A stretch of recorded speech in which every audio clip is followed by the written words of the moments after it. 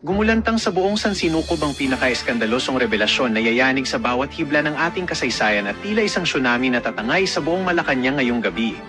Sa isang nakapanghihilakbot na ulat na kumakalat na tila apoy sa bawat sulok ng internet, huling-huli sa camera ang panginginig ng mga security detail habang isang misteryosong medical team ang lihim na pumasok sa pinakamalalim na bahagi ng palasyo sa gitna ng kadiliman. Ayon sa ating mga espiyang nakatago sa bawat madilim na kanto, kasalukuyan na raw nag-agaw buhay sa loob ng isang selyadong itsu ang Pangulong Bongbong Marcos, habang ang mga itim na sasakyan ay nagkakaripas ng takbo upang itago ang katotohanan ang pinuno ng bansa ay nakikipagbuno na sa kamatayan sa likod ng mga pader na pilit na nagbubulag-bulagan sa harap ng sambayanan. Hindi makapaniwala ang buong mundo sa nakakangilong eksenang ito kung saan ang bawat pasilyo ng kapangyarihan ay nababalot ngayon ng matinding kaba at sindak dahil sa banta ng isang malaking bakante sa trono. Ayon sa mga saksing nasa loob mismo ng mga selyadong silid, tila tumigil ang pag-ikot ng mundo nang mamataan ng mga naglalakihang kagamitang pangmedikal na mabilis na ipinuslit patungo sa pribadong kwarto ng Pangulo habang ang mga matataas na opisyal ay nagkakandara pa na sa pag-iyak at pagdarasal. Bakit nga ba nananatiling tahimik ang Malacanang at bakit pilit na itinatago ang tunay na lagay ng kalusugan ng Pangulo kung ang bawat segundo ng pag-aalingangan ay nagsisilbing pako sa kabaong ng katotohanang matagal ng iniingatan ng ginto at kapangyarihan sa ilalim ng madilim na gabi? Ito na nga ba ang huling kabanata ng isang matikas na paghahari o ito ay simula lamang ng isang madugong labanan sa kapangyarihan kung saan wala ng sino mang itatangi sa lupit ng tadhana at ng batas na walang kinikilalang posisyon?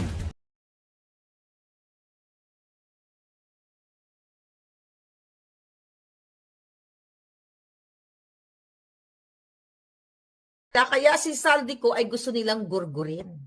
2022 pa lang ine-expose ko na sila sa inyo na si Lisa ay dinideliveran ang una ko pang in-expose sa inyo na sa PAGCOR.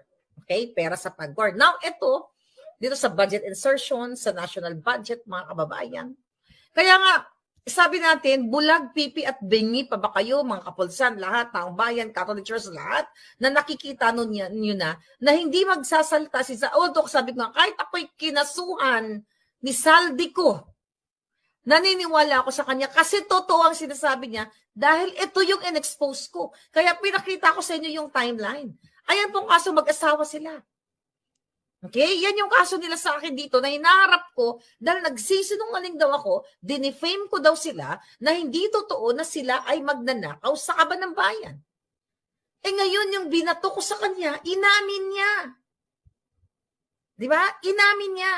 Kaya ang punot dulo ng ito, ang punot dulo ng lahat ng ito, hindi ko lang alam kung kailan papangalanan ni Saldico si Lisa Tanas. Dahil si Lisa Tanas ang nagkukumpas dito. Ngayon ang question ko. Okay? Ano ang mangyayari? Kasi syempre sasabihin nila, AI lang yan. Sasabihin nila, AI ang nilabas ni Saldico, di ba? Ngayon, kaya ko pinakita yung mga sahig. Okay, yung mga sahig-sahig dun sa wait. Okay. Di ba? Kaya ko pinakita, well, yung pinost ni Saldico, di ba? Yan, yung mga sahig ng mga ng garahe, halos pare-pareho yan, no? Halos pare-pareho yung sahig, yung mga cars, ito. Tingnan mo, ito yung mga structure ng bahay, nakita nyo? Alam mo, kung anong gagawin nila dyan? Anong gagawin ni Tambaloslos dyan? Pwede nilang wasakin yan, sirain nila, kumbaga, i-cover up nila yung crime, yung ebidensya. Okay? So, pwedeng magpagawa sila, i-restructure nila, i-renovate nila yung ano na yan, yung garahe na yan para hindi malaman o para sabihin ay sinungaling si Saldico. Pero ang question sa inyo, makakalusot ba sila? Kaya kung paiimbestigahan talaga, kung seryoso, itong mga buwaka ng ina, okay, na mga hayop na dyan, sa ICI, alam naman natin yan, nagawa-gawa ni Bangag yan, dyan sa Kongreso, Senado, pwede yan. Ipasomon, imbestigahan yang garahe ni Tambaloslos kung nagsasabi ng totoo etong si Saldico. Kaya mga buwaka ng ina kayo, mga military na supposedly tagapagtanggol kayo ng bayan, mga hayop kayo, dapat nga kayo inuubos na rin kayo sa ng impyerno, dapat kinukuha na kayo ni Satanas. Ngayon mga kababayan, maku-cover up ba ni Tambaloslos yan? Hindi. Kasi sino ang engineering dito? Sino ang engineer dito? Kasi kahit i-cover up yan, kahit bungkalin ni Lisa Tanas o ni Tambaluslos o ni Martin Romualdez o ni Bangag o dahil natataranta na sila, dahil nagpakita ng picture si Zaldico at talagang tinukoy niya kung anong eksaktong address, mga kababayan. Alam niyo naman, kayo dyan na may mga bahay, di ba, merong plano ang bahay. May plan, di ba, may structure and everything. Ngayon, makikita yan, building permit, occupancy record, pagdating sa forensic, mga palangga, makikita yan kung merong tinanggal, may bago ba? Isang pindot lang yan, isang kahig lang yan kung ang semento ay bago. Kasi for sure, kaya naunahan na natin sila. Hindi nila pwedeng, hindi nila pwedeng i-cover up to kung talagang thorough investigation. Kung like American style, na ipaforensic lahat, itong yun ang mga ipinakita ni Zaldico dito, mga kababayan, makikita mo kung nirenovate o minodify itong particular na garahe na yan. Yung mga na yan, yung flooring na ito. Ibang flooring naman to, mukhang sa kwarto. Ito, yung kanina, di ba yung kanina sa garahe, ito mukhang sa kwarto. Nakatanya, iba yung flooring. So, hindi po pwedeng gibain. Kahit gibain pa ni Romualdez yung bahay niya at baguhin niya sa utos ni Lisa Tanas at Bangag dahil nasusukol na sila, mga kababayan, hindi sila makakalusot dito kung paiimbestigahan, kung ilalagay, kung gagawin ang batas sa tama. Yes, sabi ni Fan with Neckline, thorough investigation should be no cover-ups, no snaking. Yes. Kasi hindi siya makakalusot dito, mga kababayan. Yung pagpipintura ng wall, 'di ba? Kung sabi ko nga kung fresh ba o luma yung mga anong tawag diyan? Yung mga structure, yung mga bakal na nilalagay or semento. 'Di ba? Ganito kahayop itong itong mga bangag administration na ito. So titignan yan, sabi ko nga mga palangga, kung gagawin lahat, okay, ng DOJ, sabi ko magkakasabot sila eh. Wala nang katangasaan, kailangan talaga matanggal yung mga hayop na to. Kasi lahat yan. Kung pwede nga lang palitan nila yung bahay o sunugin nila yung bahay. Kahit naman sunugin nila ang bahay, red flag yun. Di ba? Tangina mo, remulya. Kayo lahat, mga buyawa kayo, wala na kasing silbi yung ating mura sa kanila dahil nga magkakasabwat sila, mga kababayan. Ngayon, ang gusto ko lang sabihin sa inyo, kahit ano pang gawin nila, based dito sa mga pinakita ni Zaldico na mga pictures, kahit palitan pa nila yung sabi ko nga, semento, gibain nila yung bahay, that's big red flag. Na talagang, bakit ninyo sinira yung bahay? And also, meron yang CCTV, yung community na yan. Unless, tinutukan na ni Bangag, tinakot na ang mga may hawak ng CCTV na wag niyong i-release yan. Pero kung, let's say for example, sinomo niyan, sige na, tignan natin yung number 31, okay? What's the street? McKinley, ano pa yung isang street? Nara, di ba? Tignan natin yan.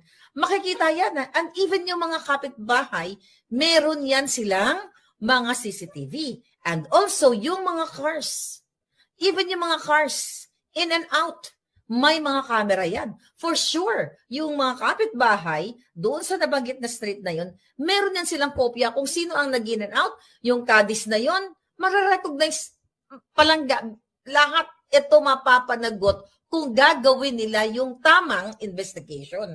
Pero, mga kababayan, enough is enough. Dapat nang mawala si Bangag. Okay? Dapat mawala na siya dahil siya talaga ang utak, tsaka si Lisa Marcos, inuubos ang pera ninyo. Kaya na-mention, di ba nga, candidly, di ba, nagagawing ambassador si Lisa Tanas sa Europa? Para ma-justify nila na si Lisa Tanas, kunyari, nakikipagsalamuha sa OFW, pero behind the scene, on the sideline, naghahakot ng mali-malitang perang ninakaw nila sa kaban ng bayan. Mga palangga, I don't think na kailangan ko pang sigaw. Since 2022, sumisigaw na ako. At lahat ng in-expose ko, yung mga kapapasok lang, balikan nyo yung first part na vlog natin. Yung timeline, Garjola, Romeo Momo, Tambalos, Zaldico, umamin mismo. Tapos sabihin ni Bangag, sabihin ni Clarissa, tara-tara, magpasalamat daw tayo kay Bangag Jr. dahil siya daw ang unang nag-expose nito sa mga katiwalian. Hindi magsisinungaling ang aking video. Nandyan lang yan, nakapublic naman lahat yan. Pwede niyong balikan. Di ba? Sana matanggal na bago magpasko ang mga adik. Uubusin nila yung pera ninyo. Hindi ba kayo naaawa sa buhay nyo? Mismo ang putang inang Marcos, ang pamilya niya ang magnanakaw na dapat sila mabura sa mundong ito. Dapat sila mawala. Dahil namatay ang mga pamilya nyo, nagutom kayo, krimen lahat, ninanakaw lang, mali, tag ganun nila, napastanganin ang pera ng bayan. Kung pwede ko lang ibuwis ang buhay ko, kulamin ko yung mga putang inang yan. Mawala silang lahat, gagawin ko. Hayop ang ginagawa nila, mga kababayan. Kung may power lang ako ng kulam, which is wala naman, I don't believe in kulam. Dahil kung may kulam nang, pinatay nyo na silang lahat, diba? Kaso wala. Ngayon, nasabihin nila si Zaldico AI. Sabi ko nga, kahit ako kinasuhan ni Zaldico, naniniwala ako sa kanya. Dahil ito yung binato ko sa kanya. Haharapin ko si Zaldico sa kaso namin. Hindi ko naman siya inuurungan. Diba? Pero ito, more on para to sa bayan. Maganda na rin ang ginawa niya. Sabi ko nga, win-win ako dito eh. Inamin niya, at the same time, pinaalam niya sa taong bayan na totoo ang expose ni Maharlika. Na bumili sila ng bahay sa Forbes Park, nag-deliver sila ng pera. Papatayin talaga yan. Di ba? Gugurgurin ni Bangag yan.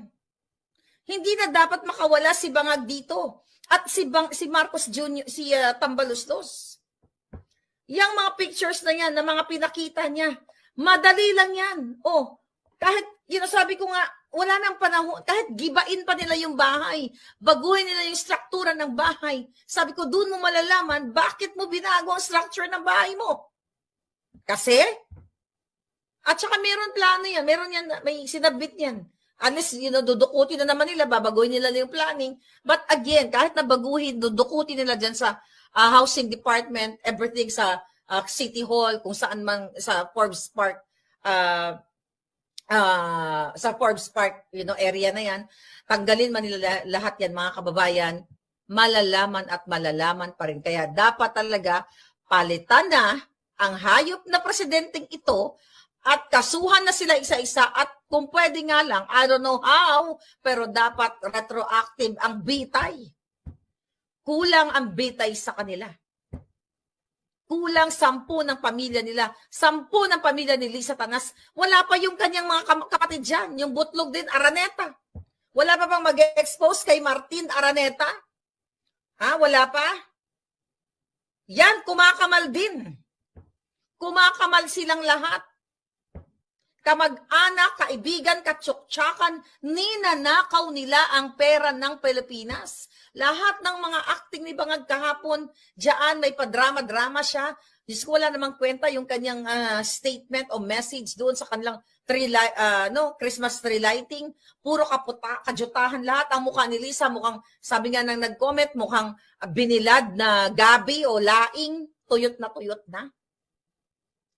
Wala silang pakialam, mga kababayan. Kasi yung perang ninanakaw nila, binabayad nila, maaring binabayad nila sa PSG nila, binabayad sa AFP, para hindi manindigan.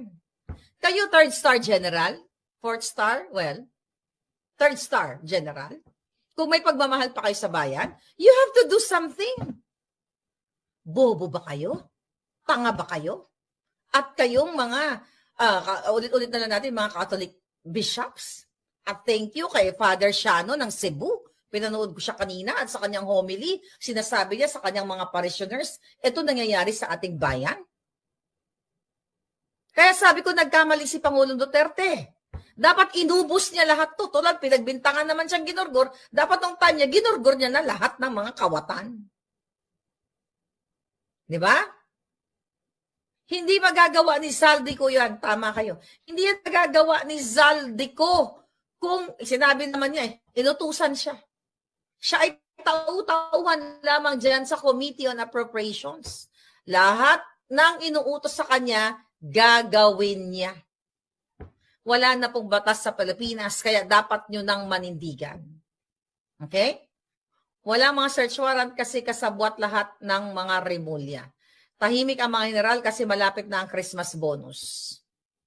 Sabi ko nga, you have to do something. Maawa kayo sa bayan ninyo.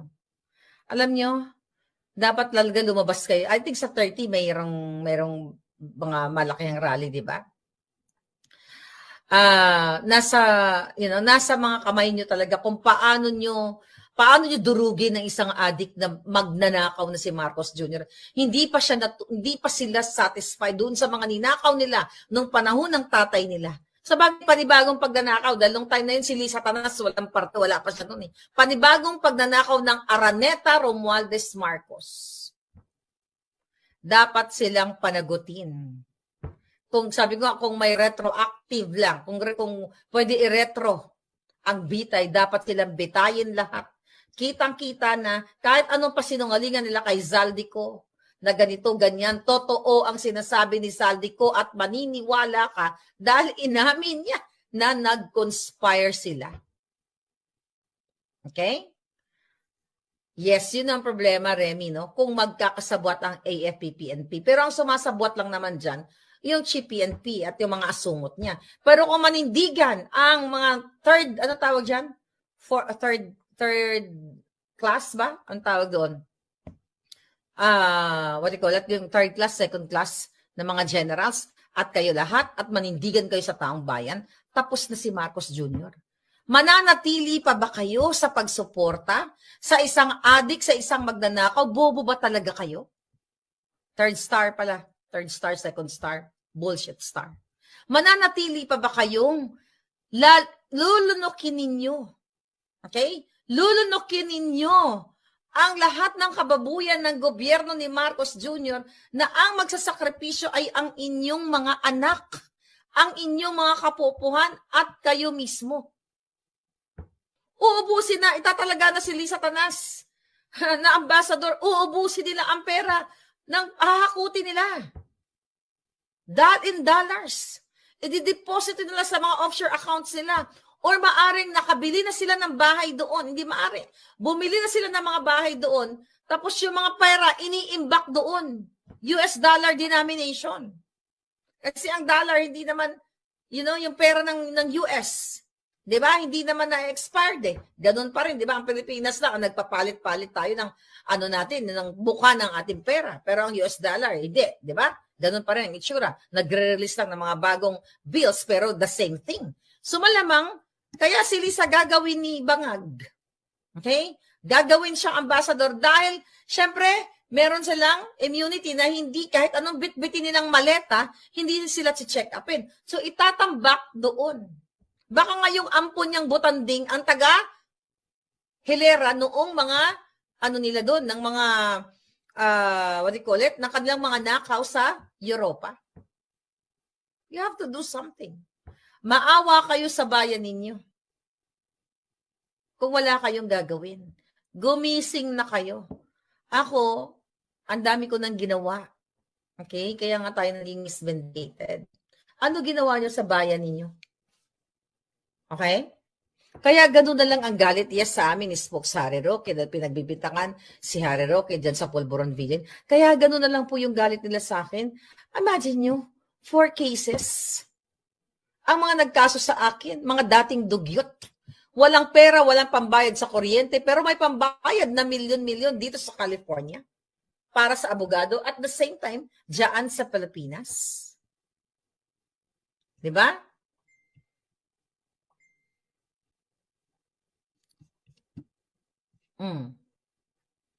Yes, yun na nga. Kaya sabi ko nga, pag peace rally lang, i-disperse lang kayo at kakasuhan ng inciting to sedition at rebellion. Ako naman, mga kababayan, sabi ko nga, hindi ako magbe-benefit dito eh. Wala akong benepisyo dito. Ang benepisyo ko pa nga dito, papatayin ako, gugurgurin ako eh. Kayo yung nandiyan dyan sa Pilipinas. Kayo yung lumalaban sa baha. Kayo yung naano ng buhay ninyo, ang buhay, ang bahay, buhay ng mga pamilya ninyo. Everyday sa MRT, nakipagsiksikan kayo. Sa jeep, lahat, nadanasan ko lahat yan. Di ba? Lubog kayo sa utang, wala kayo. Ngayon, magpapasko, problema ninyo. Wala kayo pang handamala ng mga anak ninyo, pang Christmas party. Pero yung putang inang Marcos na to, sabi ko nga, trilyon yan, aabot ng trilyon. Pag pinagsama-sama mo lahat ng mga ninakaw nila. Tapos ang huhulihin nila yung mga taong maliliit, kumbaga mga dilis lang ang huhulihin. Pero yung buwaya, yung pating na si Bangag at si Tambaluslos, hahayaan nyo lang. Yeah, sabi ni Remy, kaya nga, kayo bigyan kayo ng 5,000 pang ayos ng bahay ninyo, 10,000. Maawa kayo sa sarili ninyo. Minsan, sabi ng iba, parang gusto nyo ba burahin na lang kayo sa mundo? Total, wala naman kayong saysay. Hindi kayo pinahalagahan ng mga namumuno sa gobyerno, at the same time, hindi nyo rin pinahalagahan ang inyong karapatan. Anong klaseng buhay meron kayo sa Pilipinas? Napikit mata kayo, harap-harapan ng hinahain sa inyo. Na pinagnanakawan kayo ni Lisa Marcos, ng pamilya niyang mga adik, sinabi na mismo ng kapatid niya, ng ilang pamilya ang nagko-control sa inyo. Tapos wala kayong pakialam, ay mga jutang dyan na kayo. Lalo na ang mga PSG na naka-witness ng tsuktsakan, ng adikan, mga jutang dyan ninyo. Sana mamuyod na lang kayo. Sana hindi na lang kayo magising kinabukasan at nang matapos na kayo. Total, wala naman silbi ang buhay ninyo. Ayaw niyong